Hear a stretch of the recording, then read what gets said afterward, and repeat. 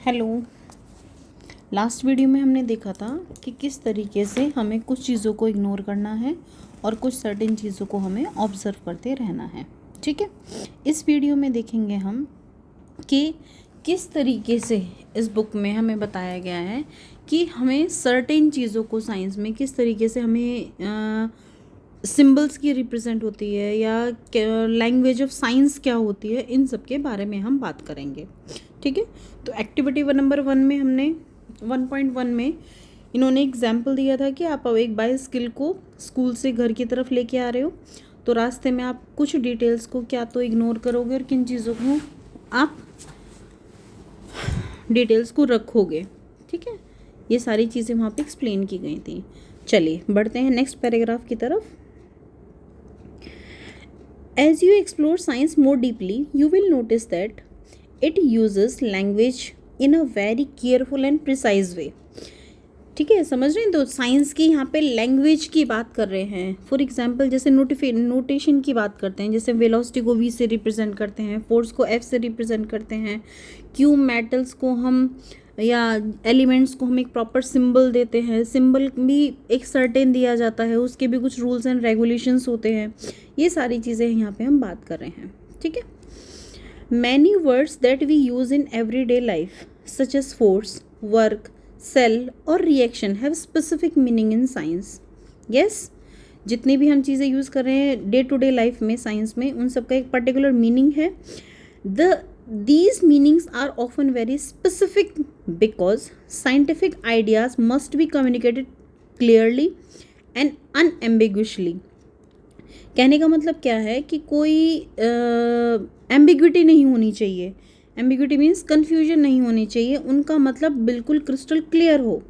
To allow scientist across the world to describe observations, compare results and build ideas together. Science uses shared language. देखिए एक चीज़ आप समझिए यहाँ पे कि हम जो भी टर्म्स यहाँ पे बात कर रहे हैं या हम किसी भी सिंबल की हम यहाँ बात कर रहे हैं या किसी पर्टिकुलर लैंग्वेज की अगर हम यहाँ बात कर रहे हैं, ये सभी हमारे यूनिवर्सल होने चाहिए। Universal means whole world wide ये सभी एक्सेप्टेड हों, जिसकी वजह से ये सारे के सारे जो भी ऑब्जर्वेशंस हैं डिफरेंट साइंटिस्ट के, फॉर एग्जांपल इमेजिन करके देखिए कि लेंथ को 5 किलोमीटर की जो डिस्टेंस है उसको यहाँ पे एक साइंटिस्ट मेज़र कर रहा है, वो अलग आ रही है, और यूएसए में कोई साइंटिस्ट मेज़र कर रहा है, वो अलग आ रही है।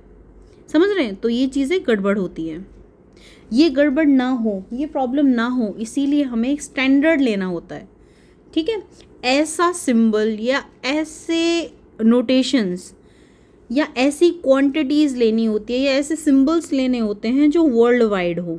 तो यहाँ पे एक बहुत प्यारी सी लाइन लिखी हुई है, ज़रा उसको समझने की कोशिश कीजिएगा। To allow scientist across the world together science use shared language of these specific terms. इनकी यानी कि इन टर्म्स की स्पेसिफिक लैंग्वेज को यूज़ कर रहे हैं, सिंबल्स जो शेयर्ड होंगे और यूनिट्स जो हर जगह एक जैसी होंगी। Quantities such as mass, velocity, force and electric current are represented by symbols. ये सभी सिंबल्स जो हैं ये भी वर्ल्ड वाइड हैं, ये भी क्या हैं, एक ही जैसे हैं हर जगह। ऐसा नहीं है कि यहाँ पे मास को m से रिप्रेजेंट कर रहे हैं और कहीं और जाके मास को w से रिप्रेजेंट कर रहे हैं, ऐसा नहीं होता है। अगर मास m है तो हर जगह ही वो m है, वर्ल्ड वाइड सेम है। यूनिट भी जो यहाँ पे है एग्जैक्टली सेम अदर कंट्री में भी है, वहाँ भी कोई डिफरेंस देखने को नहीं मिलेगा। ठीक है, आप इसको और अच्छे तरीके से ये समझिए। देखिए, जब कभी भी साइंस में इस तरह की कोई एम्बिग्विटी आती है या इस तरह की कोई सिचुएशन आती है, तो हम क्या करते हैं, हम मैथमेटिक्स को भी अलाउ करते हैं कि इनके बीच में यानी कि इन क्वांटिटीज़ के बीच में एक रिलेशनशिप बन जाए, जिससे हम इनको और भी अच्छे तरीके से एक्सप्रेस कर सकें। ठीक है, इनको अच्छे से टेस्ट कर सकें। For example F is equal to MA, तो यहाँ हमने क्या किया, M और A का मल्टीप्लिकेशन किसके बराबर होगा, F के बराबर होगा। आप समझ रहे हैं? यहाँ कहने का मतलब क्या है, हमने एक मैथमेटिकल ऑपरेशंस की हेल्प ली या रिलेशनशिप की हेल्प ली, जिससे हम इन क्वांटिटीज़ में अच्छे से रिलेशन बता सकें। ठीक है, आपकी बुक में देखिए क्या लिखा हुआ है, to make this even more precise science often turns to the mathematics to allow relationship between the quantities to be expressed clearly and tested carefully. This can be sometime feel challenging. देखिए, अब हम जब science के बीच में mathematic relationship के लिए बात कर रहे हैं तो हो सकता है एक बार के लिए हमें थोड़ी सी प्रॉब्लम ये लगे, ये चैलेंजिंग लगे, but it is important to remember that mathematics in science is not mean to be hurdle. Mathematics को इस एक हर्डल बना के नहीं डाला गया है, बल्कि ये एक ऐसी लैंग्वेज है जो वर्ल्ड वाइड एक्सेप्ट की जाती है. और ये जो इक्वेशंस हैं वो जस्ट कैलकुलेशन के टूल ही नहीं बन जाती हैं, बल्कि इन रिलेशन से हम बहुत सारी चीज़ें फाइंड आउट भी कर सकते हैं, बहुत सारी ऑब्जर्वेशंस भी हम यहाँ से निकाल सकते हैं. ठीक है, an equation is not just an calculation tool, it is the compact statement about how certain things are related. For example, describing motion using quantities such as distance, time and velocity allow us to answer questions about where an object will be later movement. कहने का मतलब क्या है कि हम इन equations की help से हम ये तक डिस्क्राइब कर सकते हैं एक पर्टिकुलर टाइम पे अगर जर्नी आपकी कंप्लीट भी नहीं हुई है. इसको आप इस तरीके से समझिए, इमेजिन करके देखिए एक ऑब्जेक्ट यहाँ है और उसको ये डिस्टेंस कवर करने में टी टाइम लग रहा है. ठीक है, हमने यहाँ टी टाइम की बात करी. अब ये इस पर्टिकुलर वेलोसिटी से मूव कर रहा है, इस डायरेक्शन में मूव कर रहा है. टी प्लस 10 सेकंड के बाद इस ऑब्जेक्ट की डिस्टेंस क्या होगी, ये कितनी डिस्टेंस कवर करेगा. भले ही ये ऑब्जेक्ट वहाँ नहीं जा रहा है, बट हम इस मैथमेटिकल ऑपरेशन की हेल्प से ये पता कर सकते हैं इवन जबकि आपका ऑब्जेक्ट मूव नहीं कर रहा है. तो इस तरीके से जो मैथमेटिकल ऑपरेशंस होते हैं, एक्सप्रेशंस होते हैं, ये क्या करते हैं, हमारी हेल्प करते हैं. ठीक है, आगे देखते हैं. In the same way mathematical expressions are used to describe rate of chemical reactions, pattern of population growth, changes in heat energy within a system. ये सारी की सारी चीज़ों में मैथमेटिकल ऑपरेशंस की हेल्प से हम कर सकते हैं. इवन आपका कोई भी रिएक्शन हुई है या नहीं हुई है, उसकी इस मैथमेटिकल ऑपरेशन की हेल्प से हम उसकी रेट को निकाल सकते हैं. Learning to use mathematics in science does not mean memorising the equations. इसका मतलब ये कभी नहीं है कि हम इक्वेशंस को मेमोराइज करें, बिल्कुल नहीं. It mean understanding the mathematical relationship to reason carefully. मतलब हमने वहाँ पे एक मैथमेटिकल ऑपरेशन को क्यों यूज़ किया है, उसका एक पर्टिकुलर रीज़न है. उसको जब हम केयरफुली ऑब्जर्व करते हैं, समझते हैं, तो हमें पता चलता है कि ये जो मैथमेटिकल ऑपरेशन हमने किया है ये एक बहुत ही पावरफुल लैंग्वेज बन जाती है, जो सिर्फ ना ही हमारी थिंकिंग के लिए बल्कि न्यूमेरिकल आंसर्स देने में भी हेल्प करती है. Okay, if you focus first on understanding the situation and the quantity involved, the equation will begin to feel less obstacles or more likely helpful guiding in your exploration of science. कहने का मतलब क्या है बेटा कि जब आप इन situations को अच्छे से फोकस करके समझते हो, इसमें जो क्वांटिटीज़ इन्वॉल्व हुई हैं उनको समझते हो, तो ये आपके लिए ऑब्स्टिकल्स नहीं बन जाएंगे बल्कि एक गेम बन जाएगा. ठीक है, चलिए आगे बढ़ते हैं. यहाँ पे देखिए एक चीज़ और समझिएगा, जैसे हमने ऊपर बात करी बेटा कि यूनिवर्सल होने चाहिए, चाहे वो हम किसी यूनिट की बात कर रहे हैं, चाहे वो हम किसी सिंबल की बात कर रहे हैं, वो सारी चीज़ें. इसका एक छोटा सा एग्जाम्पल लेते हैं. देखिए, आपने देखा होगा कि प्याज सबने खाई है, सैलेड में लेते हैं, सब्जियों में डालते हैं. यस, अगर हम अपने नॉर्मल बात करें तो उसे प्याज बोलते हैं, महाराष्ट्र में बात करें तो कांदा बोलते हैं, वहीं यूपी की तरफ चले जाएं तो गंठा बोलते हैं. चीज़ एक ही है लेकिन उसे 3 नामों से बुलाया जा रहा है. लेकिन वहीं इसका साइंटिफिक नेम की अगर हम बात करें, अगर किसी को ऑनियन का साइंटिफिक नेम पता है तो प्लीज़ कमेंट सेक्शन में डालिएगा. ठीक है, अभी मैं इसके बारे में आपको नहीं बताऊंगी, जब हम क्लासिफिकेशन पढ़ेंगे तब मैं आपको वहाँ इसके बारे में बताऊंगी। ठीक है, चलिए कमेंट सेक्शन में ज़रूर लिखिएगा, मैं देखना चाहती हूँ किस किस को पता है। तो यहाँ चीज़ तो एक है, लेकिन 3 जगह उसे अलग अलग नामों से जाना जा रहा है, समझ रहे हो। तो अगर हम इसे यूनिवर्सल बनाना चाहते हैं तो यूनिवर्सल के लिए बेटर क्या होगा कि हम एक साइंटिफिक नेम दें उसे। फॉर एग्जांपल ये तो हमने सिर्फ 3 स्टेट की बात करी, वहीं हम इसे वर्ल्ड वाइड अगर हम बात करें तो हो सकता है इसके अलग अलग नाम हो। तो या तो साइंटिस्ट उस अलग अलग हर जगह के नाम को पता कर सकें, उनके लिए ये आसान होगा, या हम यूनिवर्सल उसे एक नाम दे दें, एक स्टैंडर्ड नेम दे दें। तो आई थिंक स्टैंडर्ड नेम दे दें तब उनके लिए आसान होगा। उसी तरीके से हम एग्जाम्पल एक और यूनिट्स की बात करते हैं। फॉर एग्जाम्पल जैसे आपने 1 लीटर दूध लिया, ठीक है, यहाँ पे हो सकता है 1 लीटर अमाउंट अलग है, किसी और जगह हम बात करें तो वो जो 1 लीटर है उसकी अगर हमने अमाउंट चेंज कर दी, अमाउंट इन द सेंस जो क्वांटिटी है 1 लीटर में कितना दूध है आपका, अगर वो अमाउंट चेंज कर दिया तो गड़बड़ है, हाँ या ना। इसीलिए यूनैनिमिटी रखने के लिए, एक जैसा स्टैंडर्ड बनाने के लिए हमने 1 किलोग्राम को भी एक्सप्लेन किया हुआ है कि ये जो मास है, इतना जो वेट है वो आपका 1 किलोग्राम कहलाएगा, इतनी डिस्टेंस आपकी 1 किलोमीटर की डिस्टेंस कहलाएगी, इतना आपका टेम्परेचर 1 डिग्री सेल्सियस कहलाएगा। आप समझ रहे हैं, इतने जो सेकंड है या इतना जो टाइम ड्यूरेशन है, टाइम इंटरवल है, उसको हम 1 सेकंड बोलेंगे। तो ये सारी चीज़ें हमने कहीं ना कहीं डिफाइन की हुई हैं। यहाँ पे रेडी टू गो बियॉन्ड में एक एयर फ्यूल मिस कैलकुलेशन का एक एग्जाम्पल दिया हुआ है। इन्होंने क्या किया कि फ्यूल को केजी में नहीं नापा, पॉन्ड्स में नाप दिया, और पॉन्ड्स में जब हम कैलकुलेशन करने लगे तो 15,000 लीटर की शॉर्टेज मिली फ्यूल में। समझ रहे हैं, एक एयरप्लेन में फ्यूल जो किलोग्राम में जाना चाहिए था वो किलोग्राम में ना डाल के उन्होंने पॉन्ड्स में डाल दिया। ये मिसअंडरस्टैंडिंग हो गई, यूनिट में चेंजमेंट हुआ तो मिसअंडरस्टैंडिंग हो गई, जिसकी वजह से फ्यूल की 15,000 जो लीटर था उसकी शॉर्टेज मिली, जिसकी वजह से उस एयरप्लेन की इमरजेंसी लैंडिंग करवानी पड़ी। देखिए अच्छी बात है कि वहाँ पे कोई डैमेज नहीं हुआ, कोई कैजुअलिटी नहीं हुई, लाइफ लॉस नहीं हुआ, लेकिन उसमें हो भी सकता था, कितनी सारी जानें थी।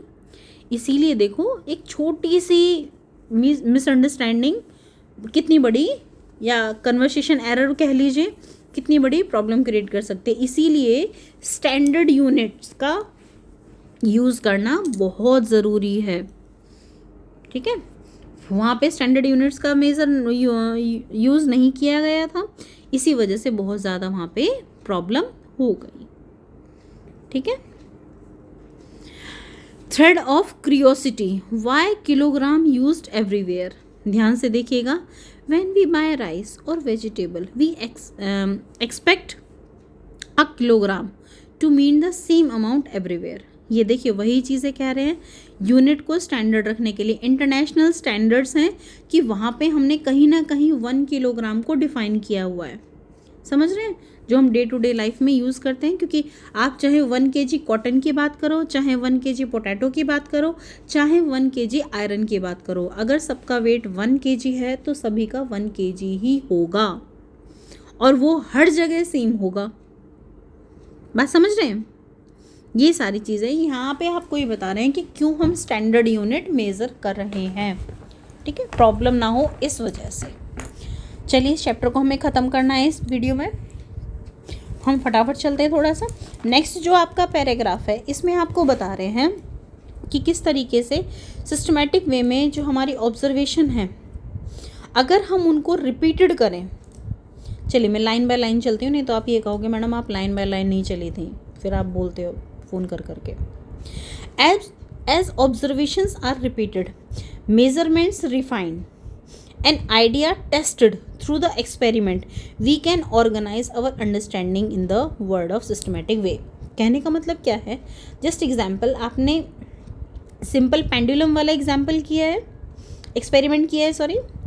उस एक्सपेरिमेंट में हम क्या देखते हैं कि जब हम अपनी ऑब्जर्वेशंस ले रहे होते हैं वो रिपीटेड ले रहे होते हैं, जो मेज़रमेंट हम करते हैं हर बार थोड़ी चेंज आती हैं।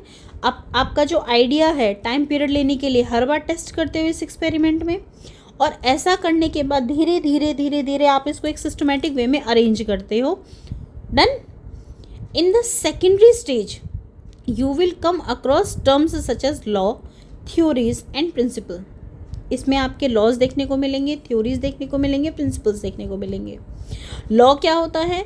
यूजुअली आपने रेगुलर पैटर्न को ऑब्जर्व किया, उसकी नेचर को ऑब्जर्व किया और अपने वर्ड्स में या किसी मैथमेटिकल रिलेशनशिप में लिख दिया, इसको आप बोलते हो लॉ।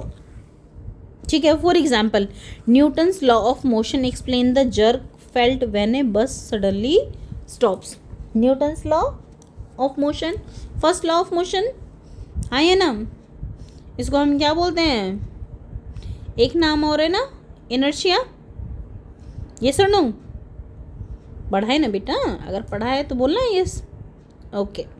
तो न्यूटन्स लॉ ऑफ मोशन क्या बोल रहा है कि जब हम ट्रैवल कर रहे होते हैं तो हमें जो जर्क लगते हैं, बस सडनली जब स्टॉप होती है, तो वो किस वजह से होती है?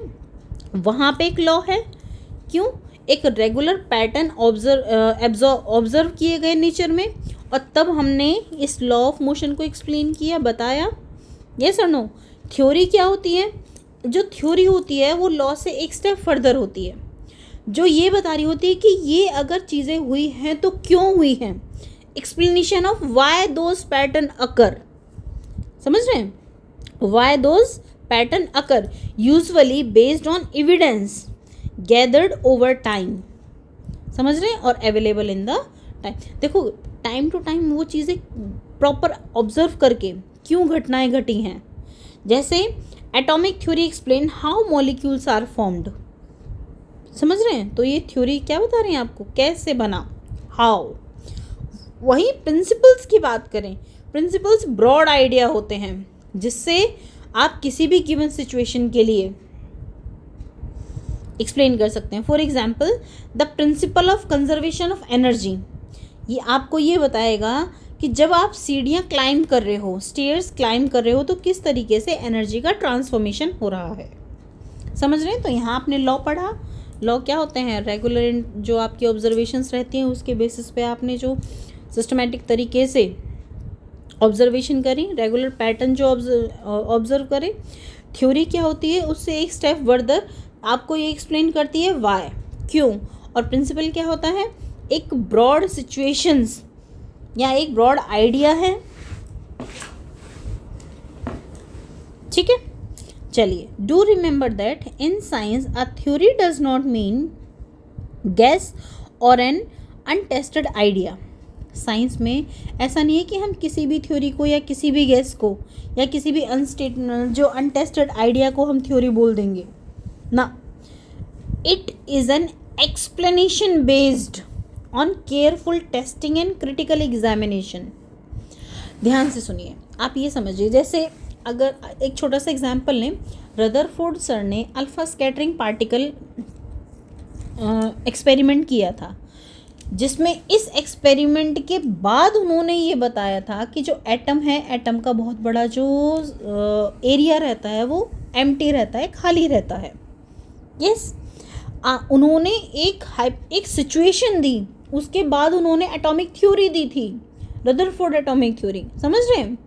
एटम के बारे में उन्होंने बताया था, है ना। वो ऐसे ही तो नहीं दे दिया, पहले उन्होंने प्रॉपर क्या किया, एक एक्सपेरिमेंट किया, टेस्ट किया, फिर उसके ऊपर क्रिटिकली उसको सोचा, समझा, और फिर जाके एक थ्योरी दी। तो कहने का मतलब क्या है कि ये आइडियाज़ ऐसा नहीं है हमेशा सही भी हों, और जो आइडियाज़ दिए जाते हैं वो प्रॉपर तरीके से टेस्ट किए जाते हैं, क्रिटिकली एग्जामिन किए जाते हैं। ठीक है, और ऐसा भी नहीं है कि एक बार दे दिया तो उसे इम्प्रूव नहीं किया जा सकता, बिल्कुल नहीं, उसको इम्प्रूव भी किया जा सकता है और उसमें चेंजमेंट भी किए जा सकते हैं। जैसे जैसे एविडेंस सामने आते चले जाएंगे, जैसे पहले माना गया था कि एटम तो डिवाइड ही नहीं होता, फिर बाद में धीरे धीरे पता चला जब और भी एक्सपेरिमेंट हुए। ठीक है, जे थॉमसन और जेम्स चैडविक सर ने जब धीरे धीरे एक्सपेरिमेंट किए तो उन्होंने बताया, सब एटॉमिक पार्टिकल्स के बारे में बताया, तो एटॉमिक थ्योरी फिर से चेंज हो गई। यस और नो? तो कहने का मतलब क्या है, साइंस के अंदर ये सारी चीज़ें धीरे धीरे क्या हो सकती हैं, न्यू एविडेंस के बेसिस पे ये चेंज भी हो सकती हैं। ठीक है। One of the most remarkable strength of the science is its ability to make prediction. ये बहुत अच्छी बात है, आप ये ध्यान से समझना। साइंस की बहुत ही अच्छी एबिलिटी है कि वो क्या दे सकती है, प्रिडिक्शन दे सकती है। When laws, theories and models are well established and they allow us to anticipate what will happen under the new or different conditions before we can perform an experiment, and in many cases even we cannot perform an experiment। कहने का मतलब क्या है कि देखिए, बहुत सारी situation ऐसी होती हैं जिनमें हम प्रॉपर एक्सपेरिमेंट कर सकते हैं, बहुत सारी सिचुएशन ऐसी होंगी जिसमें हम एक्सपेरिमेंट नहीं कर सकते। यस और नो? छोटा सा एग्जाम्पल, जैसे आपने पढ़ा होगा प्रोजेक्टाइल मोशन, ठीक है, या फिर स्केप वेलोसिटी के बारे में पढ़ा होगा। क्या आप किसी भी चीज़ को फेंक के देख सकते हो कि मैं उसे कितनी स्पीड पे फेंकूं कि वो अर्थ की ग्रेविटी से बाहर हो जाएगा? हाँ या ना? तो इस सिचुएशन में आप इसे प्रैक्टिकली एक साथ तो नहीं कर सकते हो, एकदम से तो नहीं कर सकते हो। हाँ या ना? तो वहाँ पे हमारी यूज़ होती है प्रिडिक्शंस, वहाँ पे यूज़ होती हैं प्रिडिक्शंस। तो कहने का मतलब क्या है, और ये अलग अलग सिचुएशंस में कुछ प्रैक्टिकल करके भी दिखा सकते हो, और कुछ ऐसे प्रैक्टिकल्स होते हैं बेटा जहाँ पे आप उन एक्सपेरिमेंट्स को प्रैक्टिकली पॉसिबल नहीं है वो, तो वहाँ पे हमारी प्रिडिक्शंस काम आती हैं। ठीक है। Using ideas about motion we can predict how far kicked ball will travel. Using knowledge of chemical reaction we can estimate how much carbon dioxide will produce. समझ रहे हैं? तो यहाँ पे 2-3 ये एग्जाम्पल दे रहे हैं आपको। And how soft a baked bread would be using biological principles we can predict how one's breathing would change while running. ये भी छोटे छोटे एग्जाम्पल दिए हैं कि इन सब में आप प्रिडिक्शन कर सकते हो। ज़रूरी नहीं है कि वहाँ पे आपको प्रैक्टिकल की ही ज़रूरत हो। Remember that these predictions are not guesses. ये गेस नहीं होते हैं, बल्कि प्रॉपर इनका रीज़न होगा। ठीक है। एक्सपेक्टेशन बेस्ड होंगे, किसके बेसिस पे, एविडेंस के बेसिस पे, एंड केयरफुल थिंकिंग के बेसिस पे। जो एक पर्टिकुलर लॉ है, रिलेशन है उनके बीच में, उसके बेसिस पे हमारी ये प्रेडिक्शंस होंगी। ठीक है।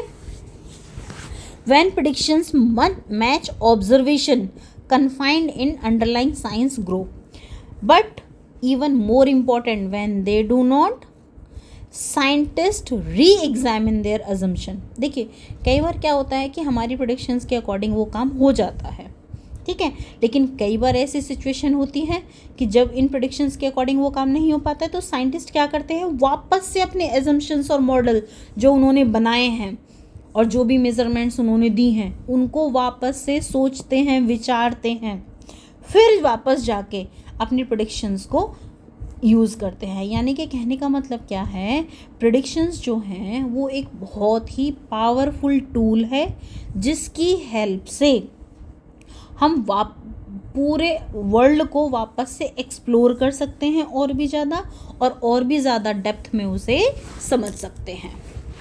ठीक है।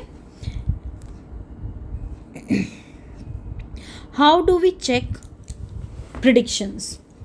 हम प्रेडिक्शंस को कैसे चेक करते हैं? देखिए, यहाँ पे एक बहुत प्यारा एग्जाम्पल दिया हुआ है। वर्षा ने अपनी फ्रेंड मेघना को कहा है, it will rain afternoon because the cloud looks dark. उसने क्या बोला है कि क्लाउड कैसे दिख रहे हैं, डार्क दिख रहे हैं। तो उसने उसके अकॉर्डिंग क्या बताया, देखिए उसके पास कुछ साइंटिफिक टेस्टेबल होगा, मतलब उसने कुछ टेस्ट किया होगा कि जब कभी भी क्लाउड होंगे, डार्क कलर के होंगे, तो क्या होगा, बारिश होती है। हाँ या ना? उसने प्रॉपर उसके पास्ट एक्सपीरियंस के बेसिस पे बात करी होंगी। उसने पास्ट के कुछ मेजरेबल, ठीक है, जो उसने मेज़र किए होंगे, कुछ ऐसे एविडेंस मिले होंगे। ये सुनो, ठीक है। तभी उसने मेघना ने बताया है कि देखिए कि जब कभी भी आसमान में इस तरह के पिछली बार बारिश जो बादल थे और ह्यूमिडिटी क्या है आज की, वो भी अगर 80% थी तो क्या बारिश होगी या नहीं होगी, ये सारी चीज़ें। तो कहने का मतलब क्या है, वो भी उसने क्या की है, प्रेडिक्शन ही तो करी है कि क्या टेम्परेचर ड्रॉप हो जाएगा, क्या बारिश से पहले टेम्परेचर ड्रॉप होता है, या ह्यूमिडिटी बढ़ती है या कम होती है, क्लाउड्स डार्क होते हैं तो क्या होता है, उसके पास्ट एक्सपीरियंस के बेसिस पे। तो कहने का मतलब क्या है, ये सारी की सारी क्या हैं, प्रेडिक्शन ही तो हैं। क्लियर है। यहाँ पे एक बहुत प्यारा रेडी टू गो बियॉन्ड दिया हुआ है। वेदर की जो फोरकास्ट होती हैं वो कई बार गलत क्यों निकल आती हैं, ठीक है। इसका बहुत प्यारा एक्सप्लेनेशन है इसमें, देखिए। Weather depends on many changing factors such as temperature, pressure, humidity and wind. समझ में आया, ये 4 फैक्टर रहते हैं जिसके ऊपर वेदर डिपेंड कर रहा है। इन चारों में से अगर एक में भी स्लाइट चेंज आ जाए, बहुत टाइनी सा डिफरेंस भी आ जाए इनकी किसी भी कंडीशन में, तो ओवरऑल डिफरेंस देखने को मिलता है। अगर आपने चंद्रयान मूवी देखी हो, ठीक है, तो उसमें मंगलयान, मिशन मंगल जो मूवी थी, उसमें आपको दिखा रखा है, तो एक प्रेडिक्शन वेदर फोरकास्ट के ऊपर एक बहुत प्यारी लाइन बोलता है अक्षय कुमार कि एक साइंटिस्ट होने के बाद आपको ये समझ में नहीं आता कि weather forecast just a prediction merely, और it can be changed if any of the factor is changing. तो वेदर प्रेडिक्शन आप 20% तक एक्यूरेट कह सकते हो, वो हमेशा सही निकले ये ज़रूरी नहीं है। क्यों? क्योंकि इन चारों फैक्टर में से अगर कोई भी चेंज हुआ तो जो वेदर प्रेडिक्शन है वो फोरकास्ट जो है वो गलत हो जाएगी। समझ में आया। देखिए इसमें अभी भी थोड़ा सा टॉपिक रह रहा है, तो एक और वीडियो बनानी ही पड़ेगी मेरे को। वैसे इसमें बहुत ज़्यादा कुछ खास दिया नहीं है, आप चाहो तो एक्सप्लेन मैं कर सकती हूँ इसी में। चलो कोई बात नहीं, नेक्स्ट वीडियो में मिलते हैं, ठीक है, बाय बाय।